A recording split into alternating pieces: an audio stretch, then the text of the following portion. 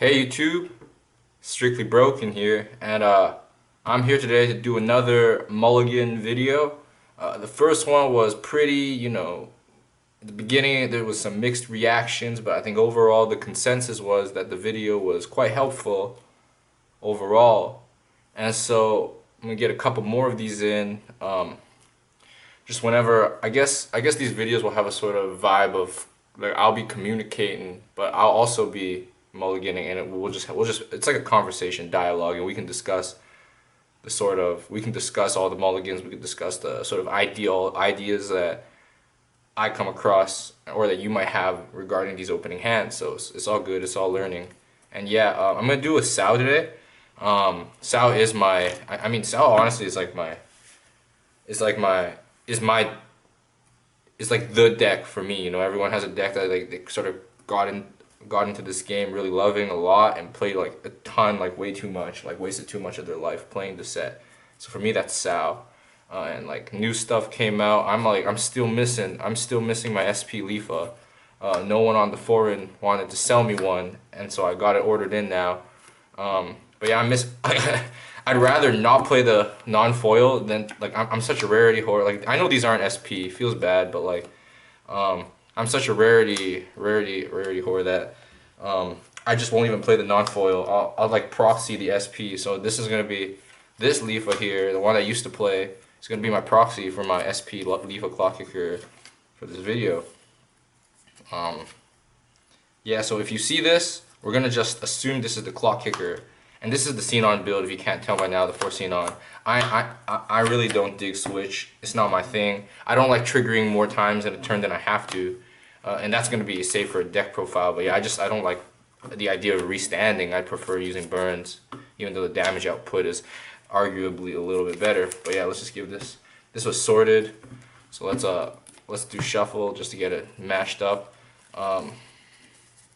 So yeah, this was sorted because I like to keep my deck sorted if I'm not playing them.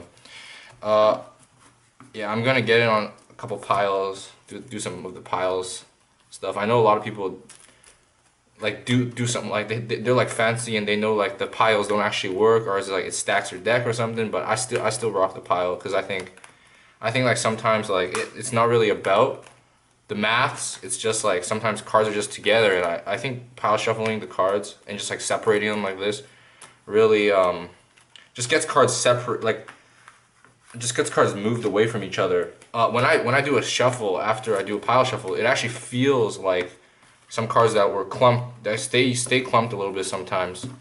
Finally, like it actually has a different feeling to it. I don't know if it's a placebo or like I'm just attributing this feeling because I pile shuffle, but I do get a different feeling for a little bit, and then it starts getting back into a sort of a similar feeling. I don't know. It's weird to describe. I don't know if any of you guys have a similar experience when you do a pile shuffle, but I hear people out there like, oh, pile shuffling. It actually, you're not even shuffling your deck. It's like cheating, and like I don't know the maths or anything behind that, but I just do it anyways just to get rid of clumps a little bit. Cause I don't know, clumps shouldn't happen like unless your cards are sticky. My cards aren't even sticky, but for me clumps are. I just feel like, I don't know why, it's as if sometimes cards are just closer together. I don't know why. I'm gonna give this a couple more of my shuffles, fans, and then we'll get to it. I got one final cut. That's a brainstorm. I always want to open brainstorm, so let's get this mixed up so I don't know where the brainstorm is. And all right. So SAO Xenon build, so just like last video, we're just gonna have a conversation. I hope you guys take a look in the camera. Actually, if you guys can, yeah, you guys can see everything. That's cool. All right, so going first. Let's assume we're going first for this one. Oh, I got the brainstormers on top. So, wow, wow, this hand is incredible. I don't know, like SAO doesn't have a Ricky, right? Well, it has a really bad Ricky. So you don't play because it's a 2 or higher. It doesn't really develop your level 1 game plays. So runner Ricky doesn't happen, but I mean you still open the runner. So that's I'm gonna flip it around for you guys. So opening the runner, incredible stuff. You have 2 brainstorms. Neat thing about these, so I still splash the yellow in the deck. Some people have Some people have cut the yellow splash for red splash.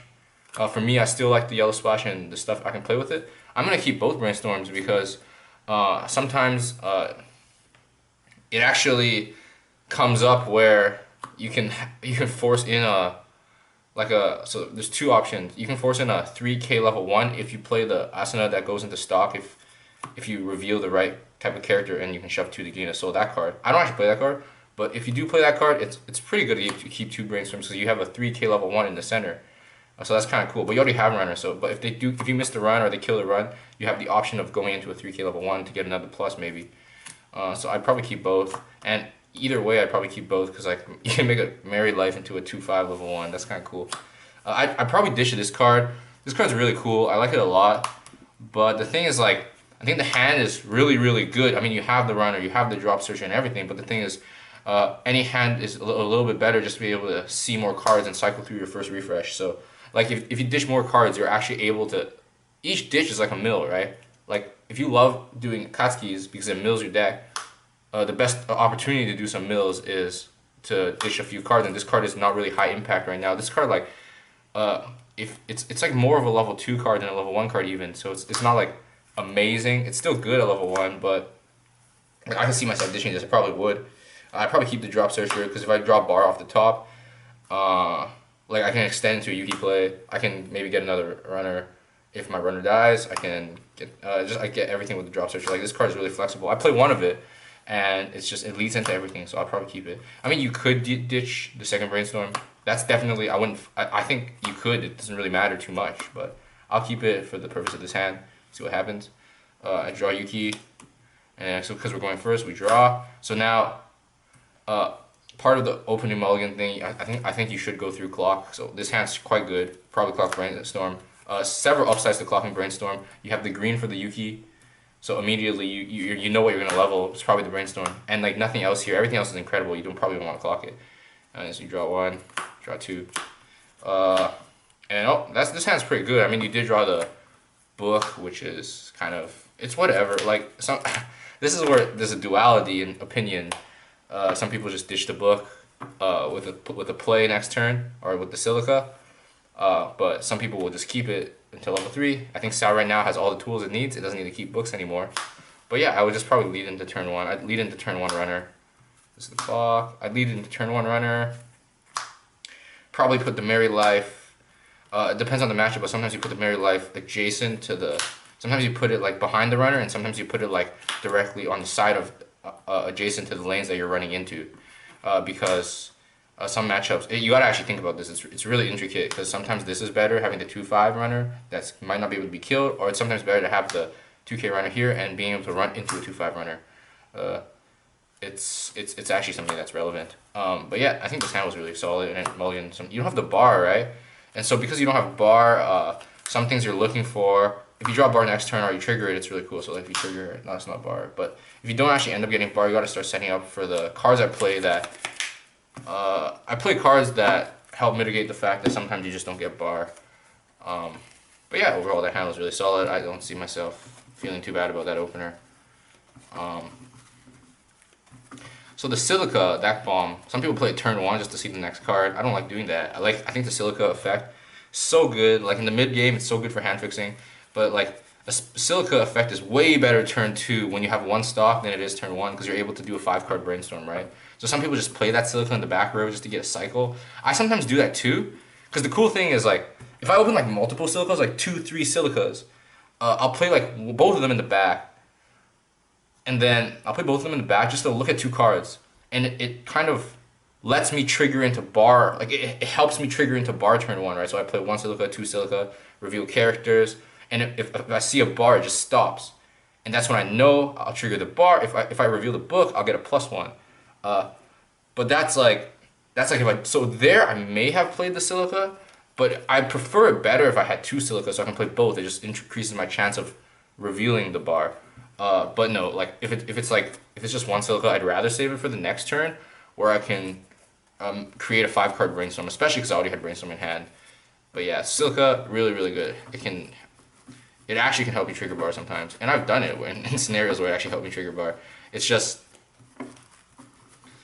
I mean, it doesn't it doesn't put you into favor by an incredible amount, but it's good to just be aware that you could do that. That's a line you can take if you don't have a bar to try to get the bar, because the bar is your win condition, honestly.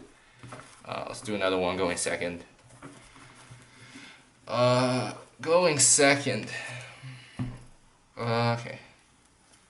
Yeah, so that's for my yellow splash. Ooh, this hand is looking not. Oh, okay, this hand is interesting to talk about.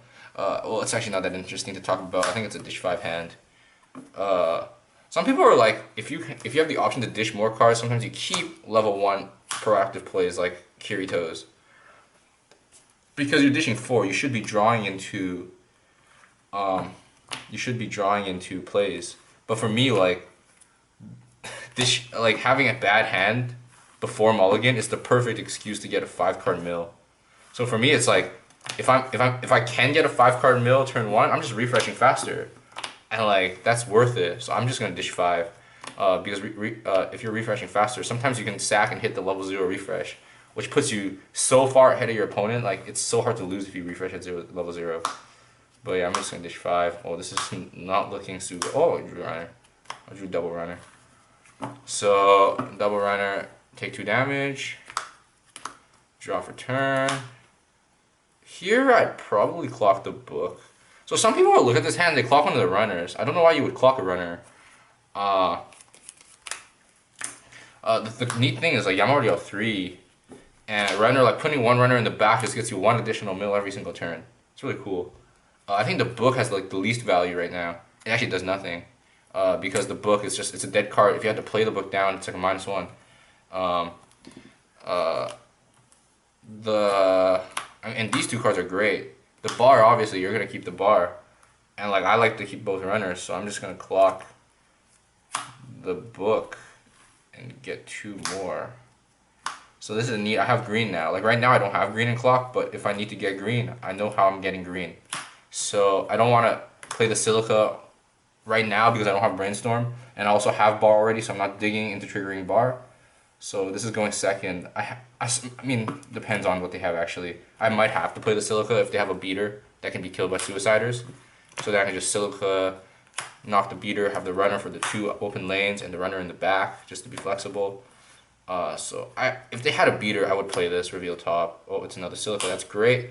I'd probably dish I would dish this Asuna. The Leafa is too good right now, because the Leafa is the green that you might need. But yeah, so basically, this is on the field. I'd probably drop runner, and then 1 runner in the back lane.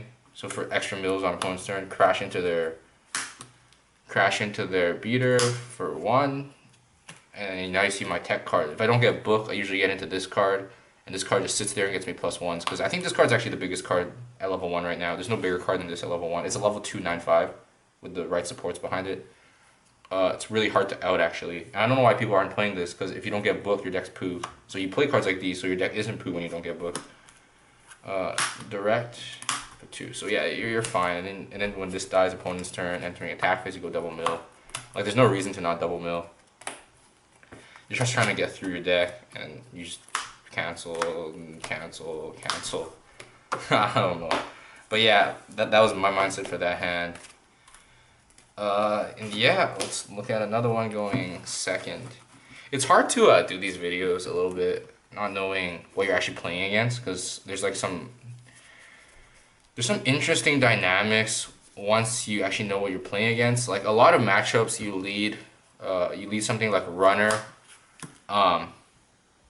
You lead runner inside, go into places, but like for example against Madoka, you probably want to put runner in center, so that they can't get the the center character direct and then clock encore.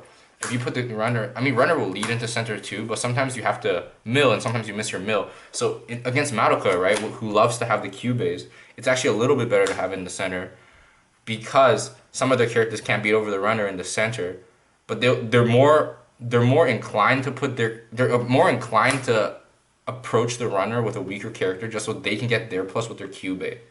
So putting the runner in the center sort of increases your odds that, so even if you miss the mill, sometimes you'll still get a +1. So yeah, it's like stuff like that. Against Madoka, your positioning on the runner is a little bit different. Another thing to consider is like against Madoka, if they went first and they put their character in the center for whatever reason, and you end up with like double clock bombs. It's like almost like if you don't have the runner, it's really wise to just go double clock bombs in the side lane so that they have to side with their QB if they want to get their plus. Because if you knock out the QB, if they attack into it and you knock out the QB to clock, they can't get their center +1 anymore. So it's like really wise to just put double clock bombs on the sides against the stuff like Madoka. It's just little niche things for matchups. So yeah, I don't know how we can do this. If there was a live stream, I would ask comments to like say which deck I'm mulliganing against. But yeah, no, it's not how it is right now. I'm just by myself. I think roommate's asleep. Yeah, he says he's not, but he's snoring. I don't know if like the camera picks it up, but yeah. Kevin, you're asleep. Yeah, see, yeah, I don't know. But yeah, let's do one more of me going first. So going first, clock bomb, Kirito. I open Kirito every single time. Brainstorm, Sinon. Oh yeah, same reasoning always. Like I just wouldn't keep this. I think that this card being able to cycle a card is better than the card that it is. So you just dish it, and then you obviously keep the clock bomb and the brainstorm. Because right now the clock bombs are only 0. But you have a 0. You would never dish a 0 because you already have one, and then everything else is dead. So you kind of dish them. 1, 2, 3. You got the bar, so you're probably winning. You have the bar. This card is actually not that great once you have the bar, but I mean the second brainstorm is not amazing, but the second brainstorm is pretty good with this card. But I'd probably clock the brainstorm actually. I probably like the thing is like this card's pretty good, and this card's pretty good. I'd probably hold it, clock the brainstorm, draw 2. And I mean like right now you don't have Yukis, and you don't have a way to get into Yuki unless you get your brainstorm right now. And like leading into level 1 with this as a 9k level 2 is with a counter. It's good stuff. It's solid stuff. Was that 7? Yeah, 7. But yeah, I'll probably keep this. Just because it was the first turn, and like I have more room, I have more flexibility because I drew into like the bomb and this just to like see more options, see what can happen. Because like I could just proactively chump with this, and it wouldn't be. It's like it's not the worst play in the game. Like of course runner is the best turn 1 play, but like because I already have this, it's not like an incredible thing to just. It's not more. It's like not super incredible to have runner over this. Obviously, runner offers the plus, but I kind of want to lead into this if it's permissible. So I kind of want to keep it. But I definitely wouldn't play the Silica bomb turn 1. I would just only play this and attack with this. And yeah, and then like I would attack with it, trigger Kirito, take a damage. Maybe they attack another thing, take 2 damage. And then I have the yellow now, so this is dead. I might even hand encore to be honest. I'll probably hand encore actually. I'll take Dish of Sinon, hand encore this, just so if I don't draw any more strong plays, I can just have this still. Draw for turn, draw the book. Book's not good enough, clock the book away. Draw these. Okay, so now I play the Silica, so I can do 5-card brainstorm. Cycle, probably dish the counter actually. And then we brainstorm. Brainstorm for 4. And we do hit, but yeah, we do hit. So now we can lead into Yuki, and that's when we start popping off. So I went a little bit further than Mulligan, and I don't know if you guys were following along. It was a little bit messy. I just wanted to see what happened. But we did end up with Yuki for level 1, which is always the goal of this deck if you drop bar.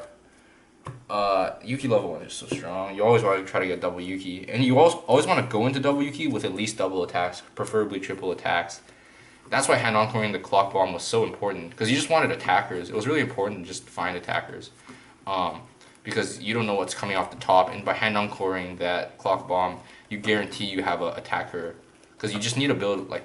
SAO's best time to build stock is at 0 when opponent isn't necessarily trying to build the triple lane stock because they can't tri-field. So your best time to sort of get an edge on them on stock is level 0, because starting level 1 you're going to be at a stock deficit because Yuki costs 1. So you just try to want to beat them at 0. I don't play the Asuna that runs the stock. I know a lot of people like it right now. It's just not my thing because I don't like to offer my opponent lanes, right? Sometimes you don't have to because they have open lanes, but like a lot of the time you do have to just offer them a lane, and I don't like giving my opponent a +1. It's not my style. It's not my way to do it, especially because if you give your opponent a +1, they in theory have 1 more card compression, and then your Xenon, every incremental compression your opponent gets makes your Xenon worse. So I can see that card being good in Switch more.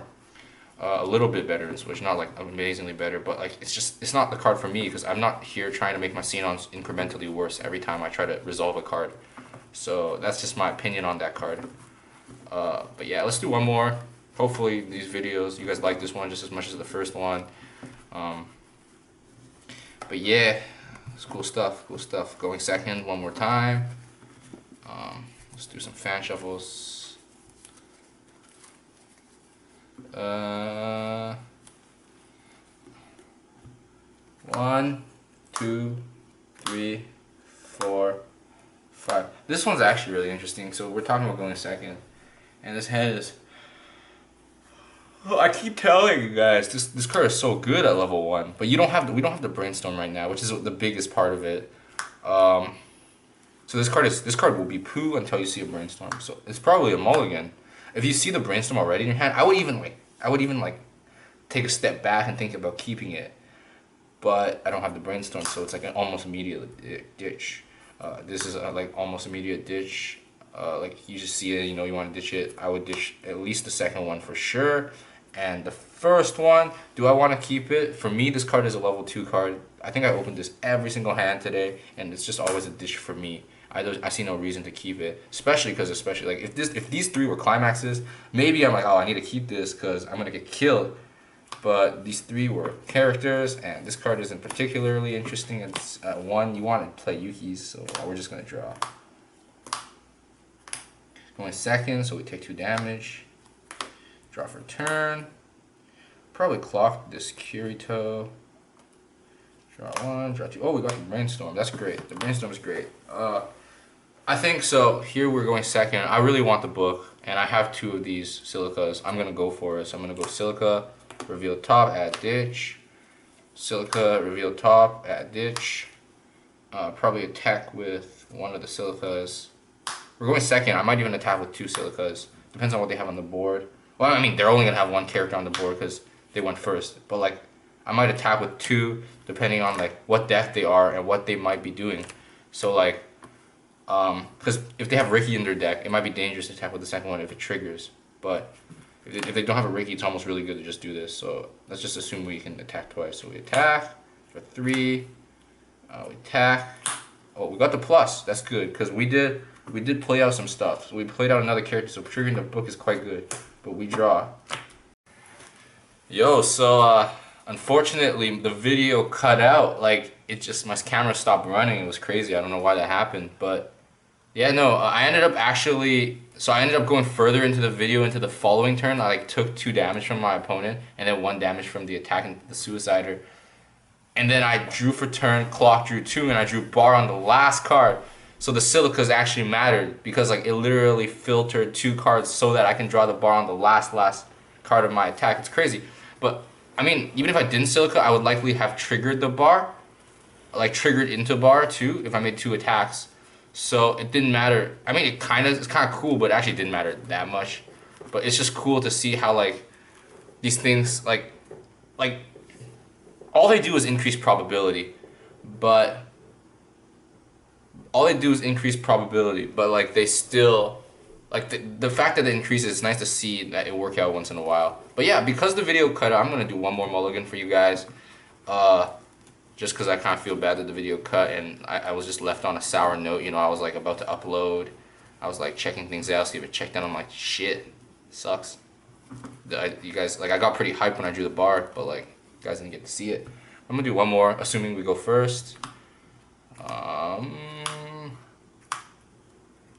Oh, this is actually very interesting to talk about. The concept of keeping double bar and would I keep it in this specific hand. So like it's a no-brainer that you're keeping Yuki and bar. Would I keep the second bar? By now you guys should know this is an obvious ditch for me. I never keep it. There's no scenario where I keep it over anything opening mulligan. This is obvious ditch. It's good to search into it after first refresh. It's not really good to hold on to it.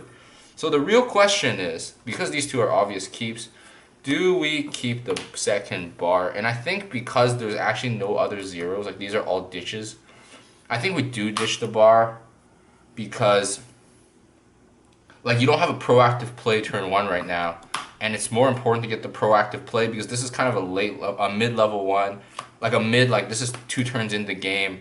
You want to start doing bar combos, and the double bar is obviously good for the Yuki into double Yuki, but that's already a little too late. And it's nice to trigger into bar if you had plays, but if you just started off really weak, it's probably worse than doing the Yuki into double Yuki, which is really strong, but if you just have no zero play, it's kind of whatever. So I'm going to be dishing 3. If I had a 0, I might even keep double bar, but I don't have a 0, so we're going to draw. We drew into a bar. Draw for turn. In this scenario, I want to keep the asana because I think the book has 0 value and the asana might come up. So like we're just clocking away the book. Draw 2. And I mean, we have bars. I think I would actually play these silicas down and then like what I'd be doing with this hand is I would be playing down a silica, look, filter, play a silica, look, filter. I'll probably keep the bar at this point. I was just trying to dig for a runner because I'm going first, right? But I was thinking for a better play than silica because my hand is not very good. It doesn't have a lot of plays. So in the end, I just have to like attack with the silica, and that's all I'm able to do.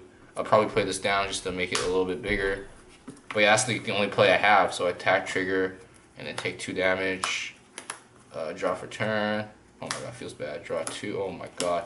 I out so many. I'm out 6. That's crazy, but no, like I was just trying to dig for a play. Still have no play, but at least I have this attack.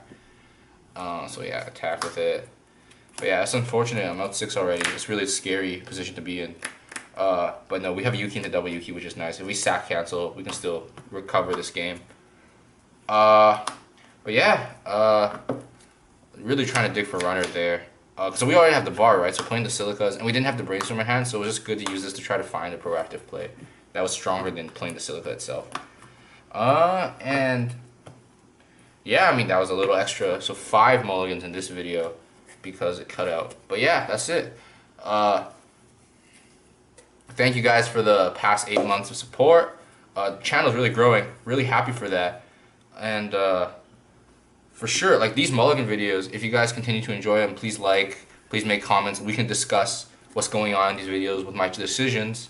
We can sort of have a conversation about how you would do it and see if like you learn something or if I can learn something. We can both like move forward being wiser people and like having more knowledge of the game.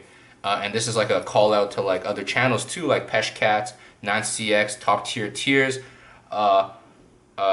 even like Anime Makari, Make Marika Great. All these people, I'm not necessarily shouting you out because I love you all like dearly, but I'm shouting you out because you guys should all make content like this.